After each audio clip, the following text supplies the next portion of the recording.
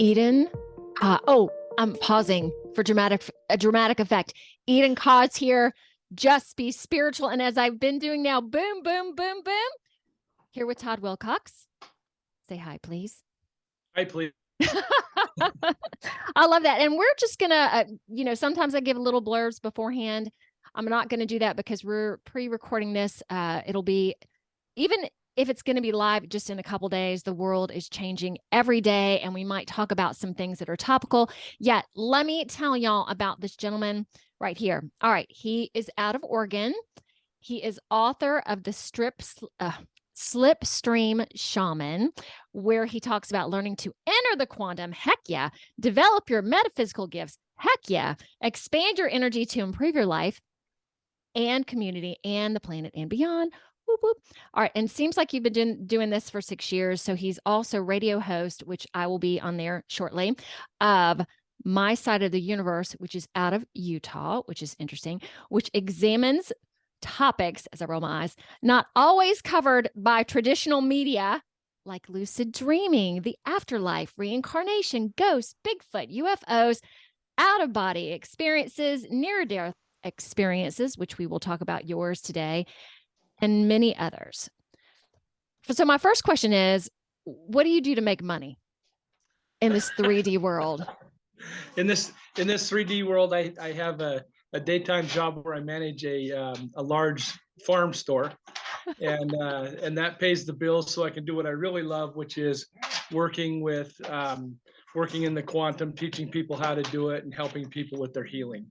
Eventually, I would love to do that full time, and that's the goal. Yes. But that'll take books and seminars and podcasts and all kinds of good stuff to get that going. So that's a work in progress, and hopefully in the next couple of years I'll be doing it full time. Well, I would love to keep propelling you into that, because I couldn't imagine having this 5-dimensional world and then going into farm stuff. That must be a little bit of a shift, but maybe it isn't. Like, I'm assuming you just bring your whole self to both of those. I'll call them projects. It can be exhausting, because you really are not just changing gears, but you're really changing vehicles. And okay. So, when I'm, well, and in fact, today, we're recording at about 9 a.m. and I started at 5 a.m., which means that I got up at about 3:30 a.m. to be here on time. So, and then I break away. This is my lunch.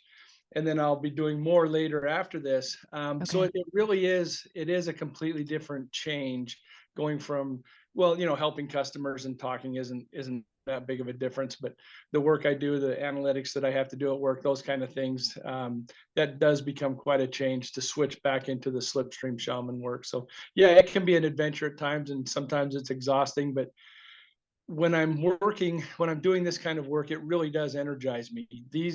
I will be bouncing off the walls when we're done with this interview. It gives me so much energy. I feel so good after one.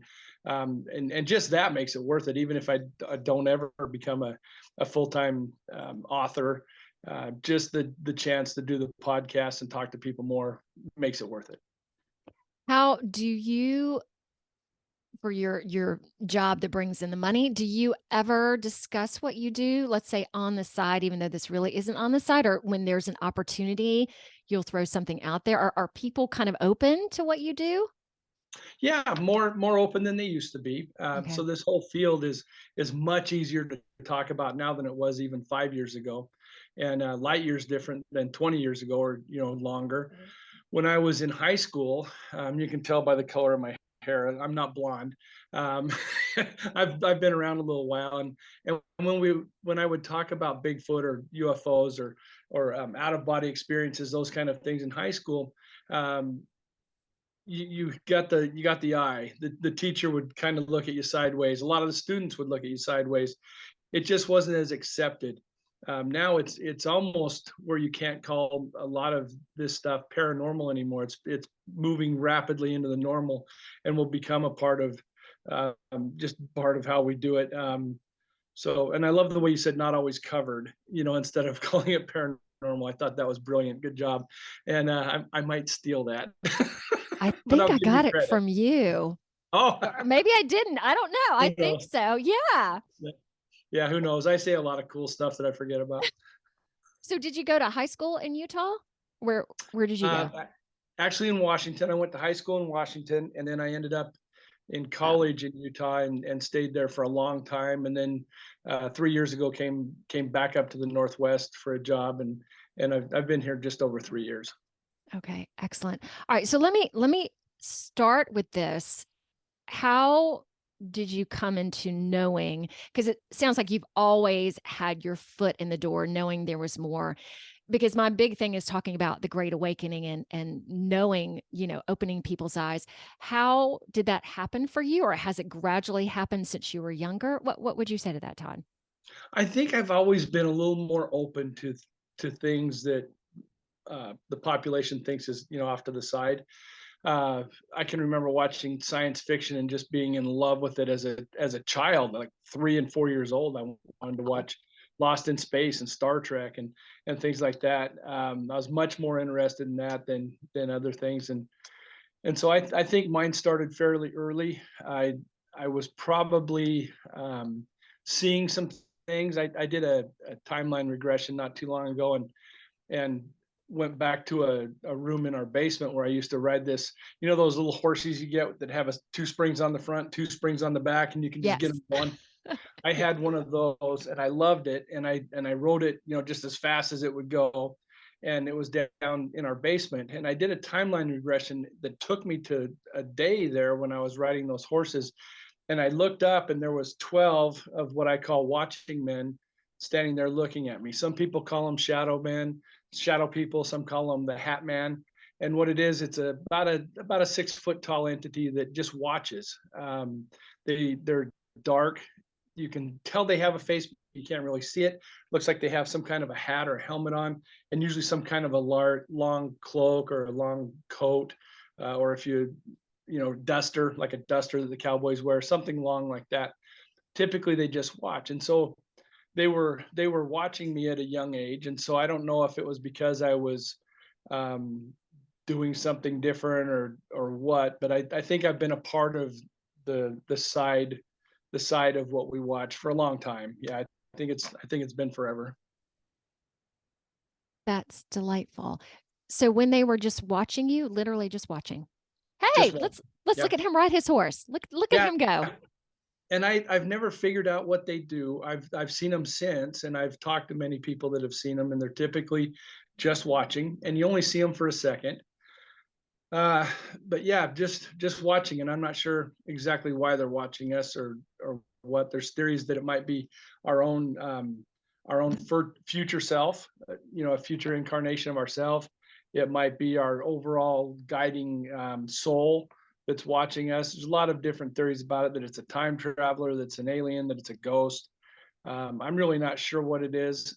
There's been people that talked about being very scared when they see them. I have never been. It's always been a comfortable feeling, just that they were curious, that they just wanted to see what was going on.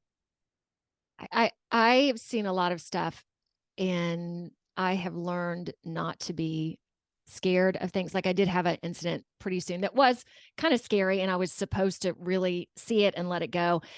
Yet I've learned that pretty much anything that typically comes my way, just to accept it or them with love, and it totally switches the dynamic right off the bat. Shall we go into yeah, I do want to go into your near death experience. What happened? So I was in high school and I had a Oh my very bad gosh. hernia. And during the surgery for the operation, I left my body, and I was up sitting on some equipment on the side of the operating room, looking down, and I watched the two of the nurses freak out. One ran out of the room. The surgeon was screaming at the anesthesia guy and anesthesia doctor, and there was just kind of chaos. And I was out for, I'm guessing, probably 15, 20 seconds out of my body. I didn't see a light or see any spirits or anything like that, but I was definitely out of my body and watching everything. And when the doctor came on their rounds, this was when, if you had a hernia operation, you were in the hospital for a week or more. And so the next day, the doctor made his rounds, came up, he was checking the work, checking the scar, And I asked him, so did I die up there, or what was all that commotion? And in the operating room, and he went pale. And I said, nothing happened, nothing like that happened. No, there was no problem. And that was the only time he checked on me. Every other time that a doctor checked on me, it was just the general floor doctor that was checking everybody. The surgeon never came back, never saw him again. He did not want to talk about that. So um, I'm convinced it happened because it was just too vivid, too clear, what was going on. And so I wish I could tell you that I saw a bunch of cool stuff, and that's what I always ask people about when they say they've had one. But yeah, mine was pretty benign. It was just the room. And I didn't see it. Nobody came to see me. There was no life review, anything like that. I wish it would have been a little more in depth, but it was pretty quick. Mine, as I'm sure we'll discuss on your podcast, was very cut and dry as well. It was all about choice. So I think that we're all supposed to have the experience that we're supposed to have. So how did you, always knowing as a child that there was more out there, having this near-death experience when you were in high school, how were you able to live a normal life? Um, I don't think anybody would ever accuse me of living a normal life. Okay, I, so what did you do? Okay, let's hear it. I've always been the guy that was looking at things a different way. When people were running out of a haunted house because they got scared, I'd run in to see what was scaring them. Um, I've always been on the opposite side of the norm, and so my interests have been laughed at a lot. It didn't matter if I was really excited about Easter Island or UFOs or whatever the case may be. There's been a lot of laughter, and I really didn't care because I just thought these things were interesting. So I didn't get bothered when people didn't really accept it. And many times, especially later, about 25 years ago, when I really started looking at the paranormal, and I was on some ghost hunting teams and that kind of thing. Once that started, as I would meet new people and think that we'd probably be friends, I would just say, hey, just so you know, let's get this out in the open. I do ghost hunting. I believe in this. I would love to see Bigfoot. And most people would say, oh, well, that's neat. Go ahead and do that. Go ahead and do your little thing, Todd. Yeah, Go ahead. they didn't need to be involved, but they weren't overly interested, and really didn't want to know much about it. But what I've found is over the last 25 years, more and more people get interested. And when I tell them I have a radio show or that I wrote a book or whatever, they get very interested and start asking questions. So the times have definitely changed. Why do you think that is? Why do you think the times have changed? I think like you're talking about, growing our awareness, consciousness expansion. And TV's probably helped with the ghost hunting shows and the ancient aliens. As those things become more popular, it just becomes more common and more normal to talk about it. And I think people that used to be embarrassed or ashamed to talk about it will talk about it now and be involved. They don't necessarily want to go.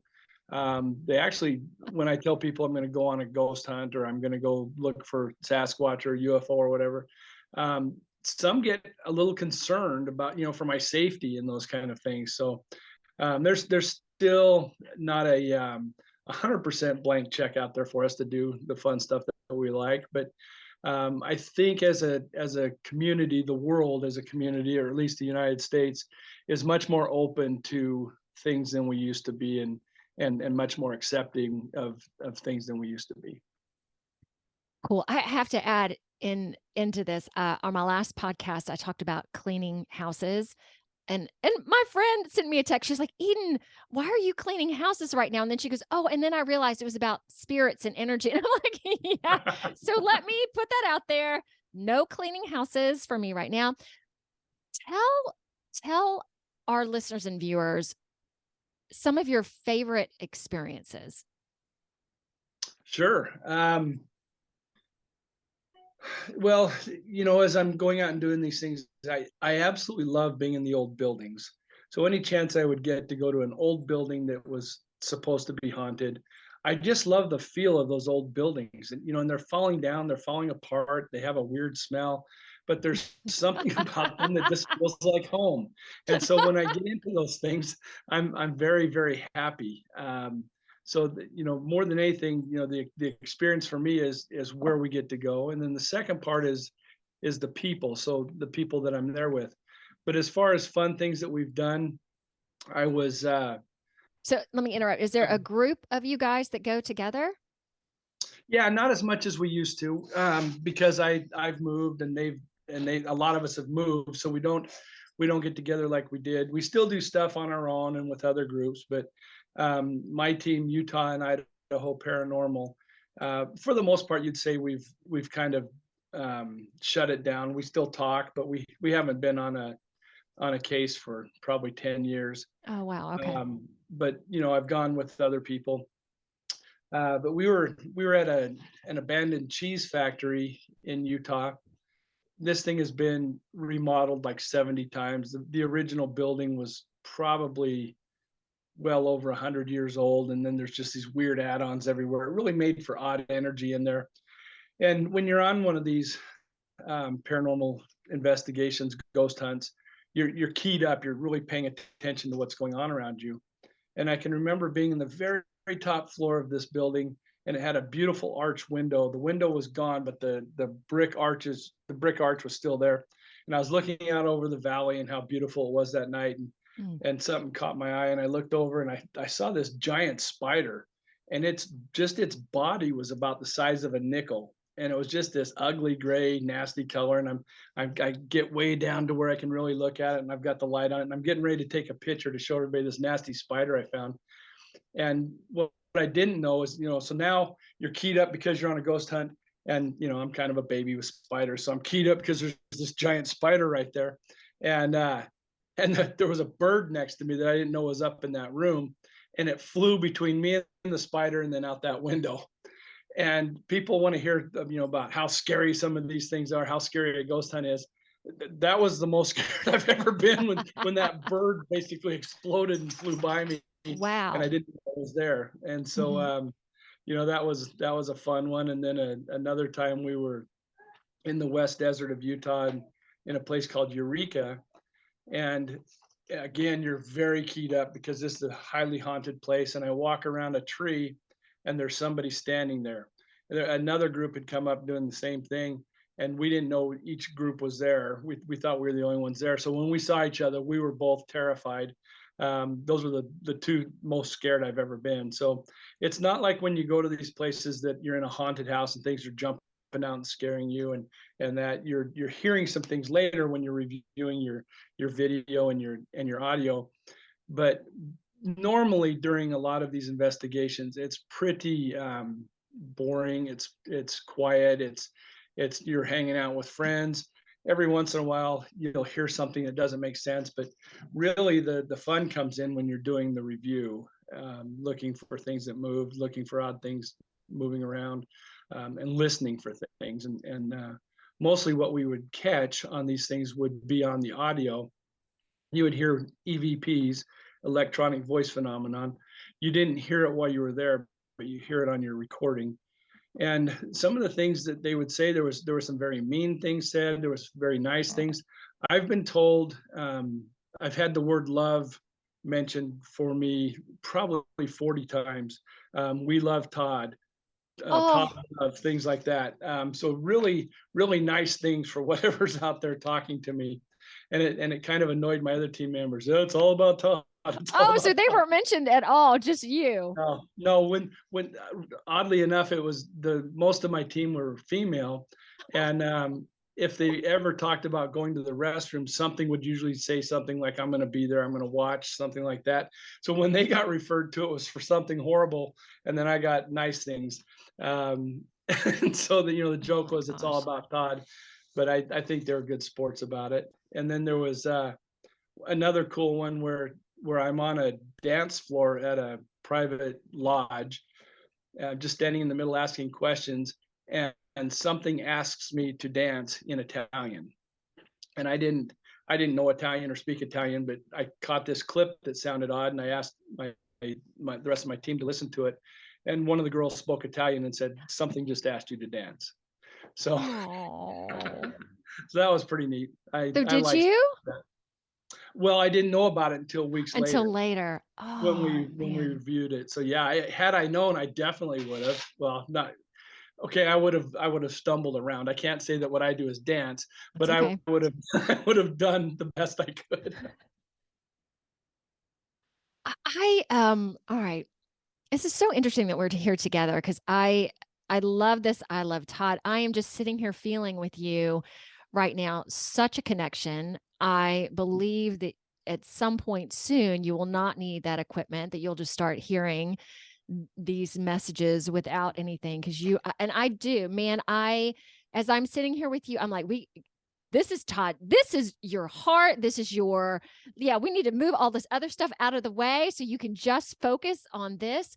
Can you tell me who and your radio show, who's your favorite guest or one of your favorite guests? Oh, okay. So yeah, I've been super lucky. I got into contact with an organization called Contact in the Desert, and they put on a big UFO event. And so I've had almost everybody that's been on Ancient Aliens on my show. They were all fun. There's a man named Jim Vieira that had a couple different TV shows. One was called Search for Lost Giants, and then he's done a couple on Roanoke, and he's just one of those guys that shows up on different shows. So tell me The about guy, Roanoke for a moment. what's that? Tell us about Roanoke for a second. So Roanoke was a colony off in Virginia that Yeah. just disappeared. Yes. Hundreds of people just gone, and nobody really knew why. And so he has had a couple different series trying to figure out what happened to them, and it looks like they just relocated, but the feel of it, for years, for decades, maybe even a century, was that something happened and they were just removed. They didn't find bodies. They didn't find evidence of them taking all their stuff. Now they're thinking they may have relocated, but they're not quite sure why. Okay. So it's one of those giant mysteries. It's it's not quite to the Oak Island level, but it's a pretty big mystery. And but yeah, Jim Vieira, he's so bright, and he talks about different civilizations and different things.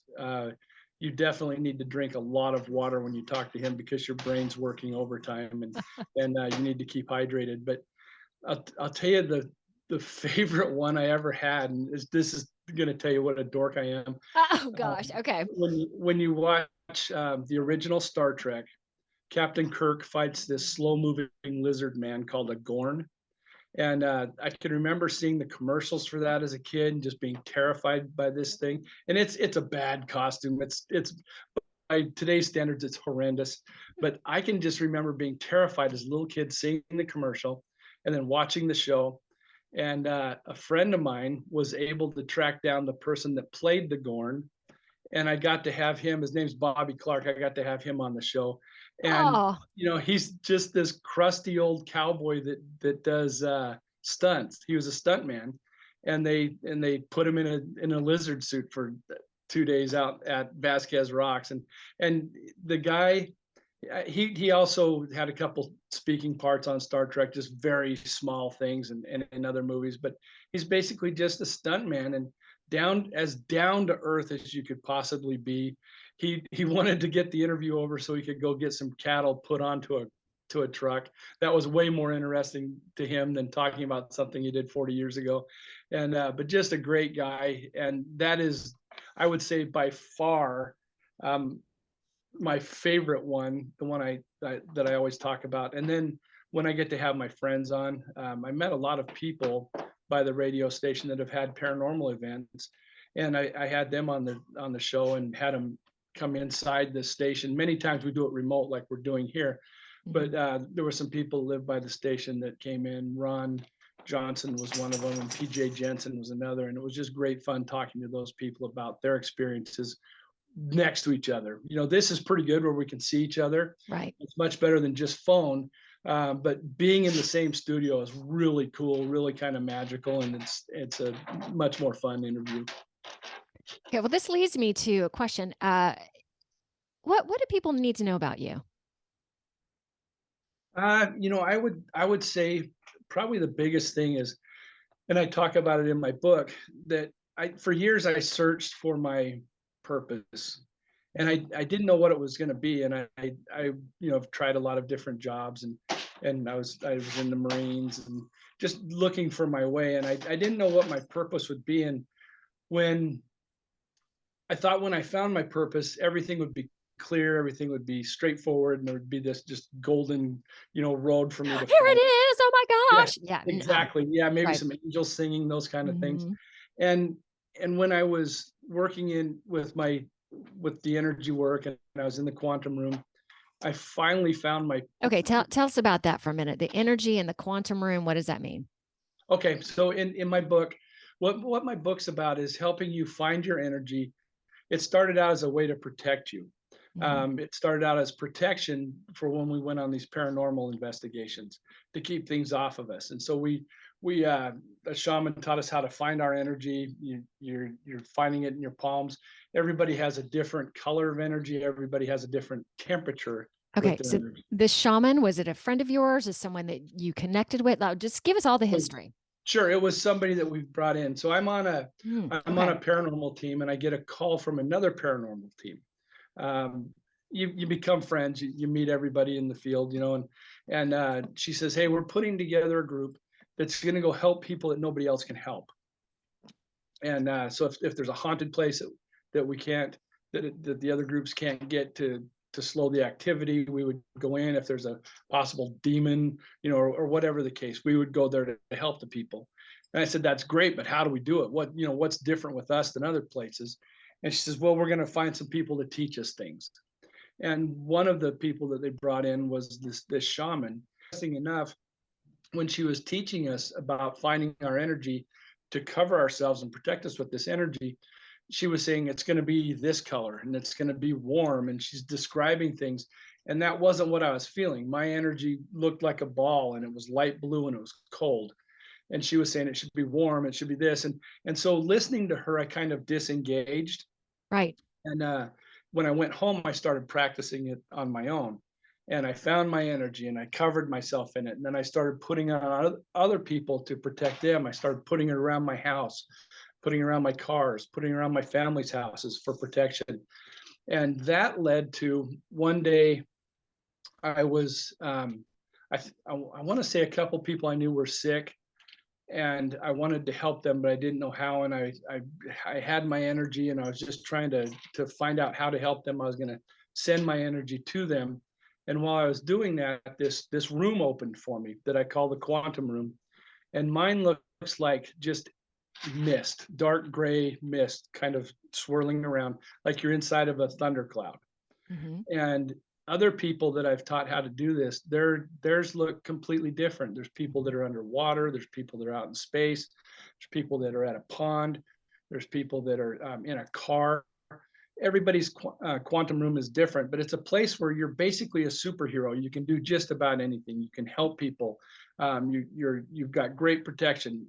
Virtually anything you want to do, you can do. And so uh, I found this quantum room and started helping people um, quite by accident. And in the quantum room, I knew I could meditate, and that was how I found my purpose. And I tried for years to meditate, and it was basically sit down, try to clear my mind, and fall asleep. And so um, this was different. I was actually meditating. I was getting things coming to me and helping me. Hmm. And this one was really cool because I was able to get my purpose, and it was super simple: to help. 2 words: to help. And and so that's what I've been working on, are ways to help people, help the planet, help communities, whatever the case may be. If someone or something needs help, I do that. And I don't charge for that. And I don't say that to mean that people that charge for energy healing and that are doing it wrong. I think there's people that need to be charged, or they won't open themselves up. I think there's a reason people charge, and I have no qualms with them charging for Reiki or whatever they're doing. But for me, I was worried that this gift that I have received, if I charge for it, I'll lose it, and I'll lose my ability to help, which is my purpose. And I just can't take that chance. So I do healings for free. Right now I'm close to a month behind, but I do them for free. And if people go to my website, slipstreamshaman.com, there's an email there, and just send me a note on what you're having trouble with. Don't get too specific. The more I know about it, the more it gets in my head, and I Got it. and I go about it the wrong way. So don't tell me too much about it, and I'll do that for you. And it's not a trick. It's not I'm trying to get you to the website, telling you it's free, and then ask for a donation, anything like that. It's free. Um, if you like what I'm doing, I would encourage you to get the book. That's going to help get me to where I can do more of these. But as far as the healings, I do not I don't anticipate ever charging. I actually work with people that do charge and help them with clients, but I don't take part of the payment. So anyway, Well, and this as has we're been moving into the 5D as well, so much of our 3D world is about, in order to survive, you have to, have money and all that. And knowing that we're moving beyond that excitingly, so you will be able to leave that other job as well. Mhm. So how long have you been doing that? The other job, or with working with Helping. energy, Yeah, working helping. with the energy. Yeah, when I found the quantum room was probably somewhere between 10 and 15 years ago. Okay. And it just became a place for me to go help people, whether it was somebody's dog or cat or grandma or whatever. Somebody needed help, I would help through the energy. I have had two people, when I asked if it's okay to do it, two people have actually said no. They weren't comfortable with it, didn't understand it, and that's okay. That happens. One of them later asked me to do it anyway, but some people just aren't ready for it. But most people have been. And the neat part about this is sometimes we have 100% success with the work we're doing. A friend of mine posted on Facebook that he was taking his puppy down to put him to sleep because he had a problem with his liver. They put in a stent and it wasn't working, and the dog was getting sicker and sicker and in more and more pain. And I shot him a text and said, "Just can you wait an hour? Just wait for 1 hour before you do it." And I went in and did some work with the puppy, and almost an immediate change. The puppy went from in so much pain that he was going to put him down to the puppy's fine. And we've had other success like that. And I'll tell you how that whole thing worked in just a second. But we've had 100% beautiful success with some people and things. Some people it's partial. Some people it's a smaller success. But there's never been a time where the stuff that I've worked on and helped with, they didn't improve somewhere somehow, even if it was 1%. But you obviously love the really good ones, but I also have to understand that there's sometimes where I just worked with a lady a couple of weeks ago, trying doing a healing with her. She didn't come around, but she passed away much more peaceful than she had been in weeks. So there was a little bit there. Helped her ease into things better. She accepted it more. And sometimes that is the healing versus, oh my gosh, we're going to dramatically cure you of this disease, but maybe you're supposed to have that, and moving into a level of acceptance. Let me add this. I really appreciated when the shaman was working with you saying, oh, it's going to be warm. And you went by your own gut. Well, it's not really warm, because I feel as a healer or whatever, this is what I'm feeling, yet you translate it to make it fit you, because I'm not sitting here going, well, this is the answer and this is what it is. This is what I'm getting. You do you. So I'm so excited that you do you and you teach other people to do themselves. So, and I may be asking this and you might have been going into it. What's your process then? Sure. So what the process was, because it started with, we're going to go into a place that's very haunted and maybe we need to fight something. Maybe it's a demon. We need to fight something. It started with me. Once I had that quantum room, I wanted to have a warrior team with me. A lot of the different people were talking about, well, when I go do this, I take Archangel Michael and I do this and Jesus is with me and these kind of things. And that didn't resonate with me, but I knew I had to have a warrior team. So when I was in my quantum room, I just made my intention clear. I need a warrior team to help me with these things. The mist cleared a little bit and a beagle walks out. I had a beagle named Desi that had passed away for a few years. She was the first one that came to help. So And I'll beagle tell you, dog. Beagle dog. Yeah. Beagle dog. All Yeah. right.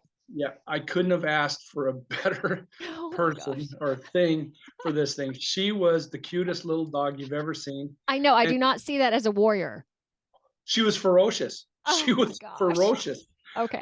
If you were a rat or a snake coming into the yard, you had no chance. It was Wow. over. There was a husky jumped over the fence. My fence was only 4 feet high. Husky jumps over the fence and I think wanted to play with our other dog, a Springer Spaniel, but Desi wasn't having it. She had that thing by the throat, and Oh my it gosh. ran away. So yeah, Wow. she was, but for the family, for who she knew, she was the kindest, most loving dog you could ever be around, but fiercely protective, fiercely loyal, and the best nose you could ever imagine. I would try to trick her, you could not trick her. That nose was amazing. Wow. So, and then some of my other dogs, I love Springers. You can see the one right here in the picture. There's a Springer. Yes. Springers came to help. Cats, horses. Recently, a giraffe has come to help. And so far, everything except for the giraffe has been something that's been in my life. A dog, a cat, a horse. But the Okay. So giraffe animals, has not human beings, animals. but animals. There was a human on this, and it was my uncle, and Okay. he's still a part of it. And if you he was a Marine in Korea in Second World War, and just the toughest guy you've ever been around. If you take Clint Eastwood and Red Foreman from that '70s show and mix them together, that's kind of Uncle Leonard. And believe me, you want him around. He terrified every boy in the neighborhood. There's no way you would do anything wrong around him. And about 90% of us went into the Marines because of him. Um, Really? he was Wow. not actively recruiting. He was just, we knew who he was and what he was, and we wanted to be like him. Did he have And daughters by chance? he did. Oh God, I feel sorry for their boyfriends or oh, bet that was my tough. my favorite thing he ever said. I was over one time, and a guy was picking up one of my cousins for a date, and he sat down on the couch next to this guy and talked to him for a minute, and he says, "You know, I've killed many men, Oh, and not one of them has touched my daughter. You guys have fun." oh, okay, let's. Oh, I all think he right. made his point clear. I think he And did. I'm glad he's on your warrior team and your yeah, beagle. Okay, proceed, yeah. please. And then there's been some mythical characters. There's a giant Martian from a science fiction book, and a giant turtle from a movie series from the '50s. So there's other things, but for the most part, it's the dogs, and they do the most of the work. The warrior team helped a lot. We were able to find, when we were helping people, we were able to find what I call companions on them and remove them. With the dog's help, the people would get better, but then many times that thing would come back. And so I realized, nature abhors a vacuum. So we created a love team. So the warrior team would remove the stuff from the people. The love team would fill them up with love and get them balanced again. And then later I remembered that most things start with a positive intent. So these things that we were taking off people and pulling out of people, we were just kind of incinerating and making go away. And so what we started doing was we'd remove them, hit them with energy to debride them, get them ready for healing, and then give them love energy, and they would change. So I'm working with a lady, and I didn't know what her ailments were. She just said, "Can you do a healing for me?" And Desi started sniffing around her, sniffing, really interested in her back, and started digging on her back by her ribs. And she leans in, and this is all metaphysic. It's energy, it's spirit. It's not like the ladies there and my dog who had passed away is doing this, but it's at an energy level. And she pulls this rag out of her that was wrapped around her heart. We put the rag on the floor, gave it energy to debride it, and then gave it love energy. And this rag transformed into this beautiful young boy, blonde hair, blonde hair, blue eyes, looks up at her with just this loving, beautiful smile, and then he leaves. And so what I believe is happening is that there's energy that starts out as something good. These companions, they started out as something good, something positive. Through the years, it no longer worked for that person and became something that was a problem. an example would be a dad's yelling at his little boy, he's like 4 years old, doesn't know what to do. So he just kind of goes in, brings his arms in, puts his head down, lets the storm pass. And then the dad goes away and he moves on with things. Well, it worked great when you're 4. It doesn't work as good in grade school, works less in high school. And then you get out into the job market and you can't do that every time there's a disagreement. If a customer has a disagreement with you, you can't go internal in that. So something that started out being very effective grows into something that hurts. And that's what these companions are. There's 3 different things that we find. One is, I call a companion. The second one is a parasite that did not start as a positive intent. It started as a negative intent. And then you get these other things that So are is a just, parasite like can be otherworldly, or there's an actual parasite in you? How would you describe um, that? I would say that the parasite is more of a negative energy Okay. that is attached to you and then grown into something worse. Then the next thing is that otherworldly thing, whether it's a demon, an alien, or whatever you want to call it. It's something that's outside of you and outside of what should be around you. And that's very rare that we run into those. But when we do, they're usually a doozy. But mostly, I'd say 95% of what I deal with are companions. It started out positive and then changed. Not that they changed, but as we changed, it no longer helped us. Or if you picture a little kid that ties a rope around his arm, for whatever reason, it's cool when he's 5, but when he's 10, it's cutting off his arm, and when he's 20, he's ruined his arm. It's kind of the same thing. Mm-hmm. So we're removing these things and then releasing them so they can go be what they're supposed to be. Their energy can go out to the world and bring love to different things and do what they're supposed to instead of causing harm to this person. So did you come up with the word companion? I did. Yeah, it seemed like I the love right that. word. Yes, Yeah. I love that. And the other term you used, debriding, was that Uh-huh. it? What does Yes. that mean? So the easiest way to describe it is somebody gets a really bad burn and the skin's peeling off.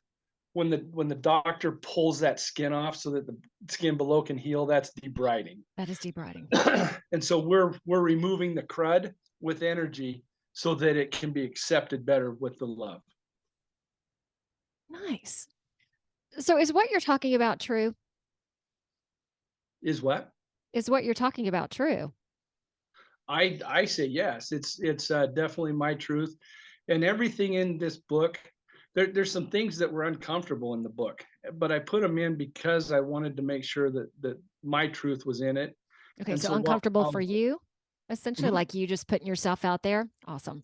Yeah, putting myself out there, and Yep. there's some violence that I talk about, and I wanted this to be a very positive thing without the violence, and there wasn't one of those otherworldly things, that was worse than a companion or a parasite. It was other world, and I had to get violent with it to make it leave a person alone.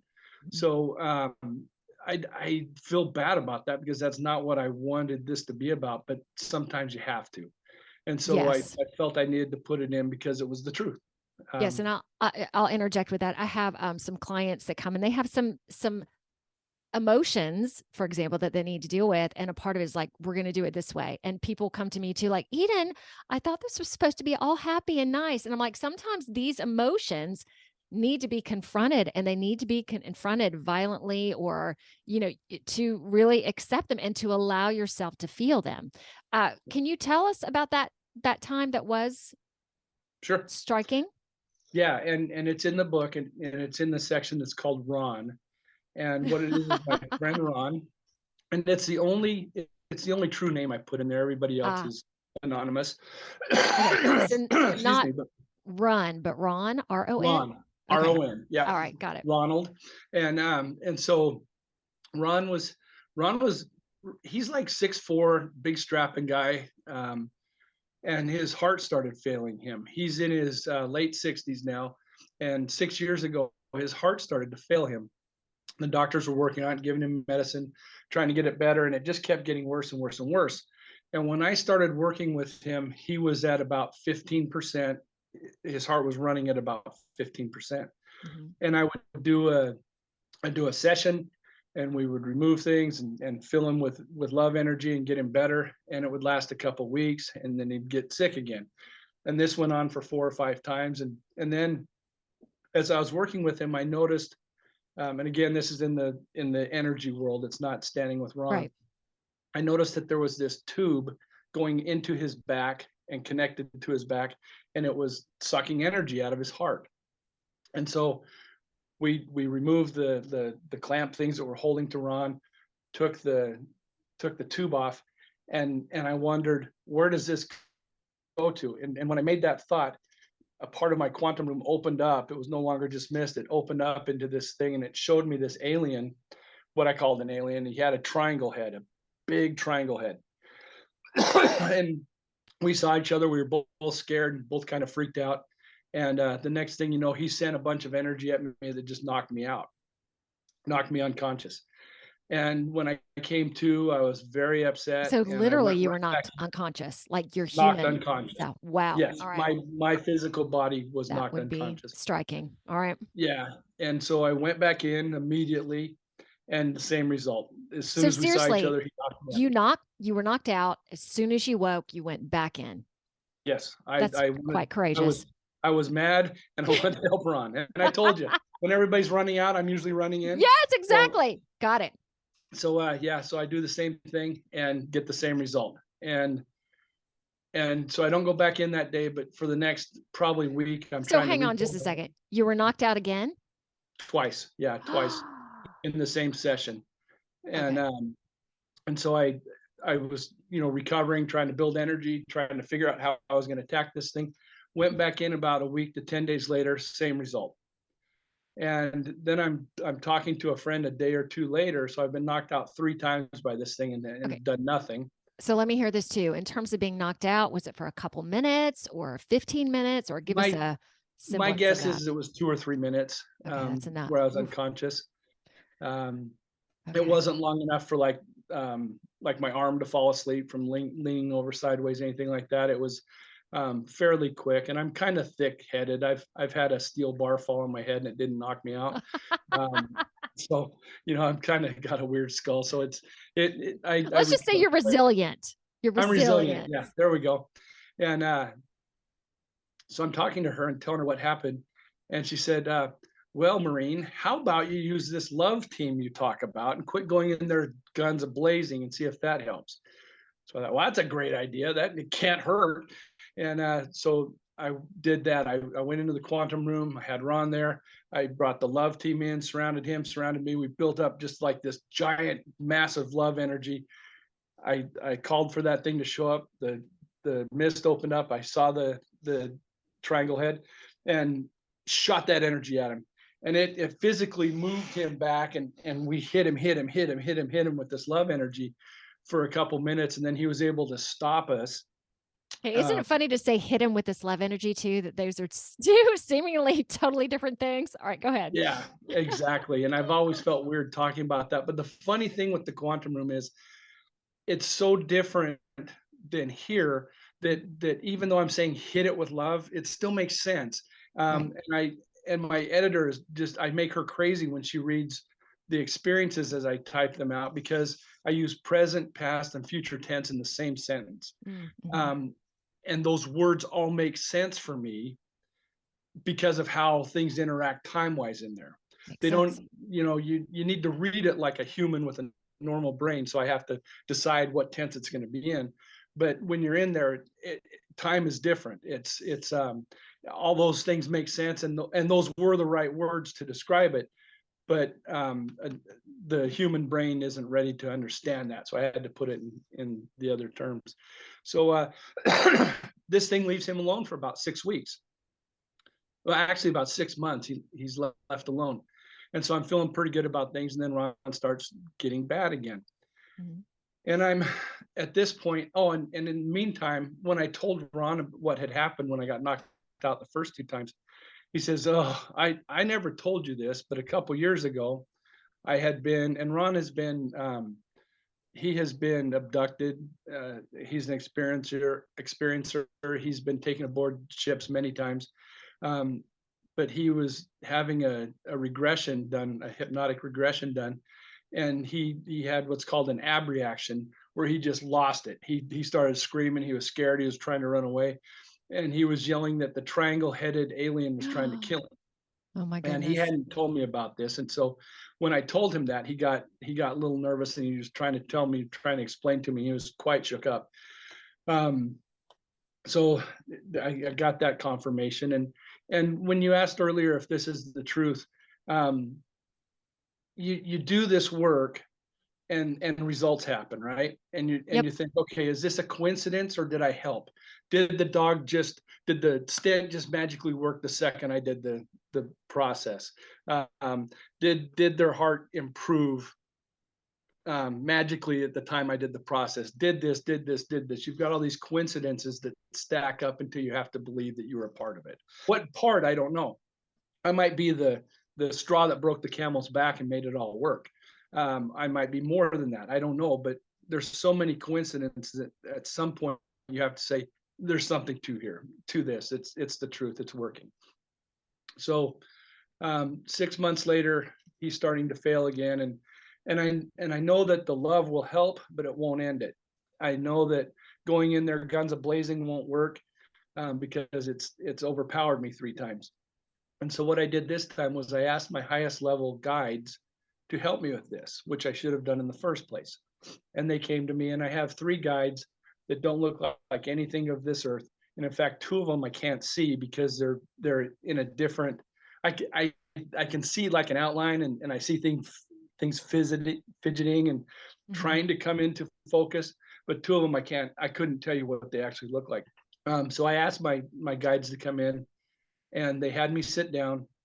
And while I'm sitting, I'm watching my arms start to get just huge. Muscles are just growing out of my arms. My hands are getting big, and my neck's getting giant. And, it just like the Hulk, how the Yeah, Hulk that's turned what I into the was going Hulk. to say. That was what was happening to me. And they were talking to me about how to approach this. Um, and when I got to a place where I knew I just couldn't get any bigger or stronger, they just started saying some words to me, and it was rip it, drive, drive, drive, push up, shove down, smash it. And as soon as they said smash it, the mist opened up. I saw that thing, and I flew at it. I ripped open its ship, hit him like a football player, drive into the wall, shoved it up into the ceiling, smashed it on the ground, and then just started squashing this thing together. Like I took him and just squeezed him into a square. And then when I had him all mangled, he couldn't move and he couldn't hurt anybody, I sent him and his ship into the sun and actually watched the whole thing incinerate.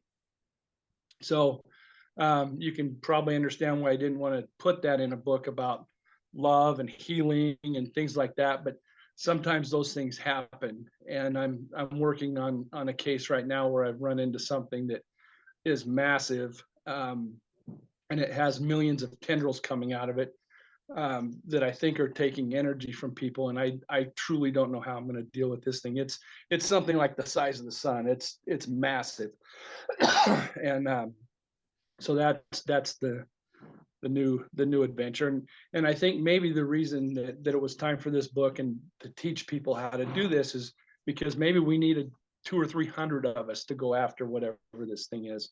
It's going to be more than one person. So maybe that's why it was time for the book. Maybe that's why it's time to start talking to people about this and building a community.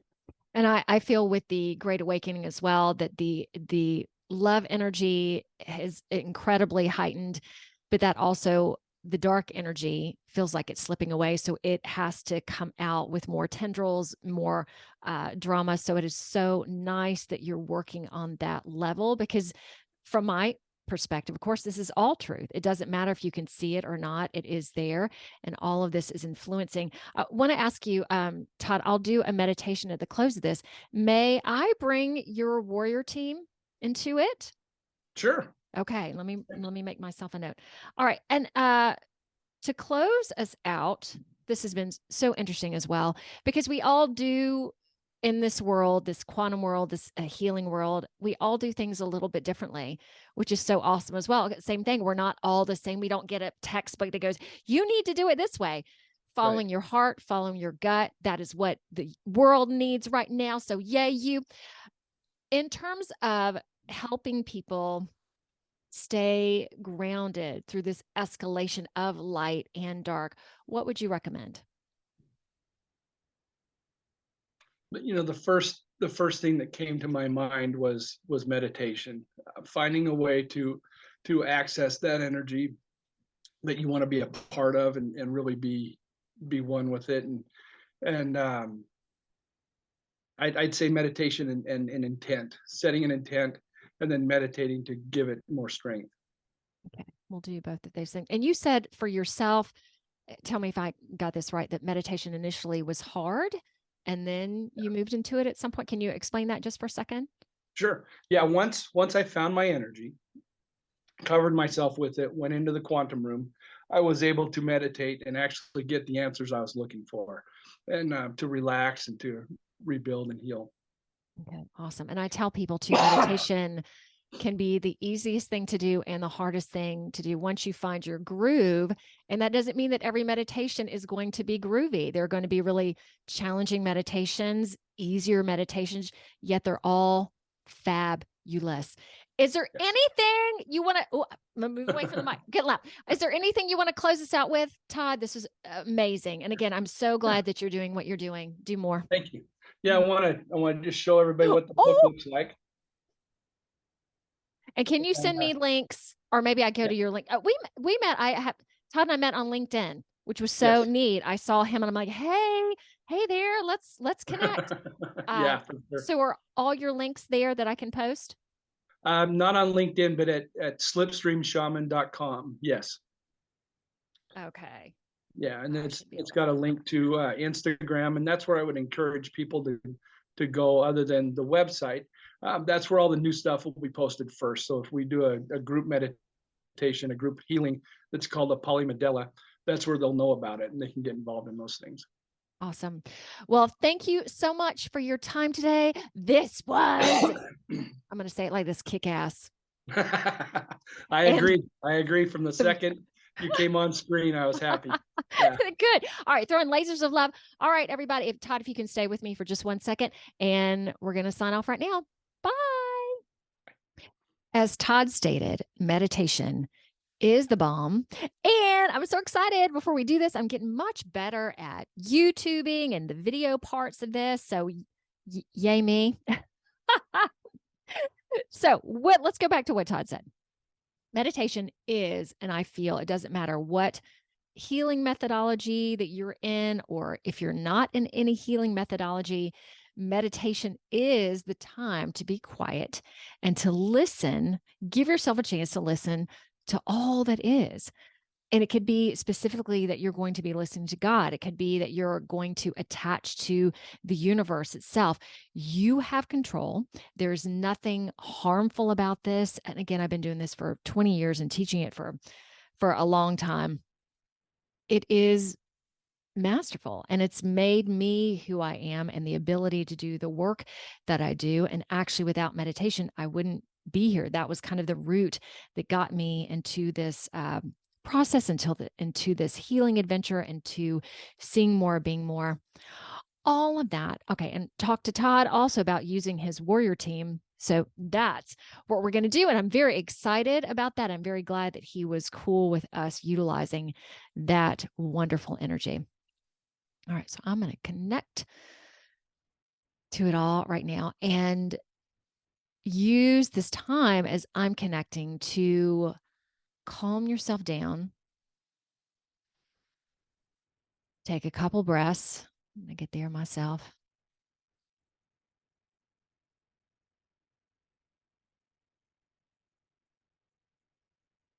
Okay, and with Todd's team, I'm going to bring my team.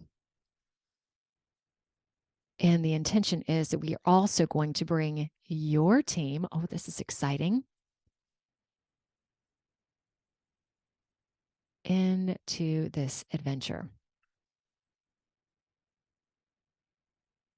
And using Todd's, we'll call it his methodology, that we all are each going to go enter our own quantum room. And as he stated, your room might not be a room at all. It might be water. It might be your bedroom. It might be an island. You do you. So this quantum room really isn't a room. It's just a space where you feel totally comfortable, a space where you can be more, see more, feel more. And in this room, you're going to have massive support.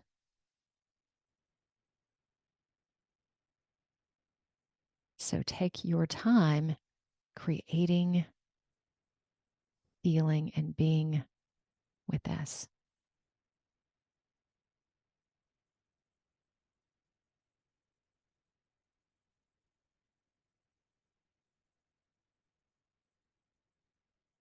I feel like I should continue to be quiet, so I will.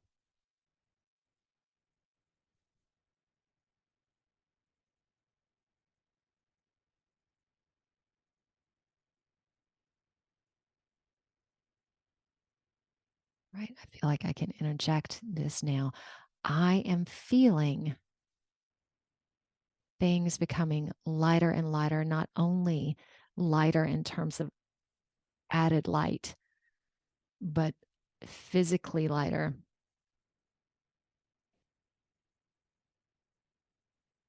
Like we are all going in, I know this is corny, going in to the light, to the expansiveness.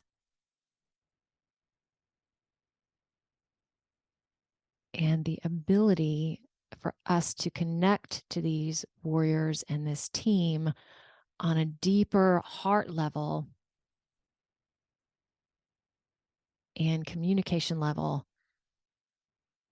becomes heightened, is possible. Again, everyone can do this. This is your birthright. It's not just me, and I've been doing it for a long time, which is awesome. So I can help you do it as well. And the world is prone to that right now. The energy is geared towards that, for you finding yourself, for you finding out there is more to this world, for you finding out the truth for yourself. And as this space and as these energies, people and animals are around you, they're just adding strength to what already is there, helping you actually find your strength. And a big smile on my face. Because it's working. And if you're not feeling it, come back. Come back, because it is there and it is tangible for you. And as more people do this together, as I've always talked about, it becomes grander and brighter and better.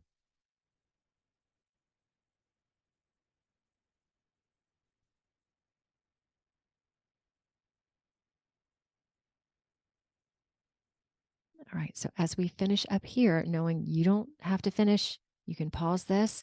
You can come back to it as much as you want. Just know this is always there for you. Teams are always there for you. Energy is always there for you. I feel good. So cool of you to be here. I went from being off most social media to being on Facebook, Instagram, LinkedIn, Twitter, Truth Social, and you might be watching this on YouTube, Rumble, or BitChute. Or you might be listening to this on Apple Podcasts, Google Podcasts. I'm on over 19 directories at this point. So connect, comment, subscribe, like. Oh, and my intention is to have a new episode out Wednesday of each week. Oh, Lordy, more to come.